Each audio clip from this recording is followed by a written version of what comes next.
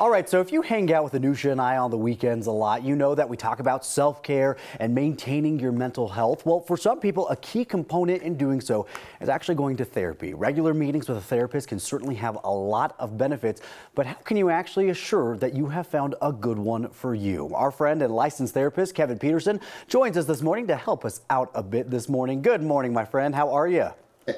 I'm great, thanks. How are you this morning? I'm doing well. Thank you so much. Hey, as we're talking about this, before we dive into any more questions, let's talk about how people can even go about finding a therapist, how they can get started in their search, Kevin. What do you typically suggest for people?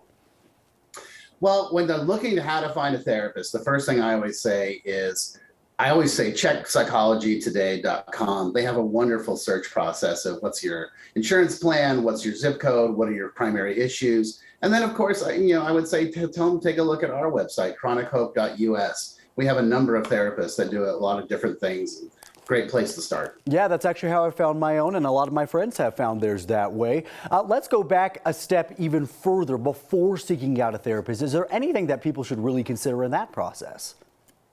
Yeah, the thing I always tell my clients is, before you even come in, what I would say is keep a journal of what's going on in your life, what your issues are, what your emotions are, what your feelings are.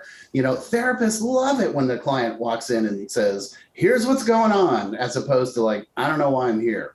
And then the therapists love it when you walk in and you have an agenda, and it gives us a place to start. I think a lot of people don't realize that, Kevin, that journaling is actually a way to get your thoughts organized so you even know where to begin with in the first place.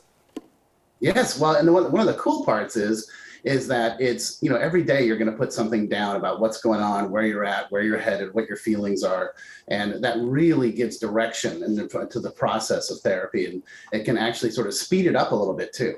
Right, absolutely. So when looking for that therapist, what are some signs that people should look out for when finding that right one for them?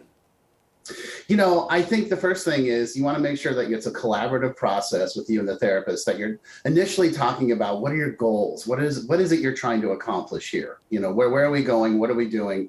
And are we a good fit? Those are really some of the primary questions you want to be asking and talking about in the therapy sessions. Yeah, absolutely. Kevin, one thing I want to touch on briefly is the fact that it's not just up to the therapist to do the work. When you go, a key thing I tell all of my friends or anybody I talk to about this is you have to be honest with them. A therapist cannot help you if you are not giving them everything to work with, right?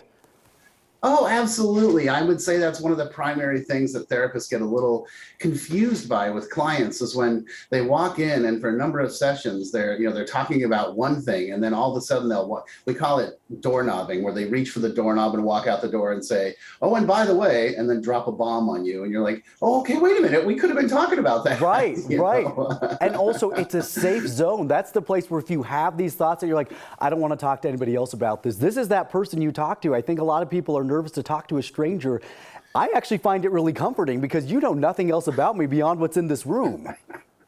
Yeah, absolutely. That's really the best part is it's a safe place. Everything stays in that room. Nothing goes out the door, and you can put it all on the table, leave all your cards there. And ideally, the therapist is going to create that space where you feel comfortable doing that, and that you can actually get those thoughts out of you and all those feelings on the table, and you can sort of sort through them. I tell my clients that people are like jigsaw puzzles. The more you talk, the more pieces I get, and it's easier for me to put it together and help you. Yes, amen. All right, Kevin, my friend, thank you so much for being with us this morning.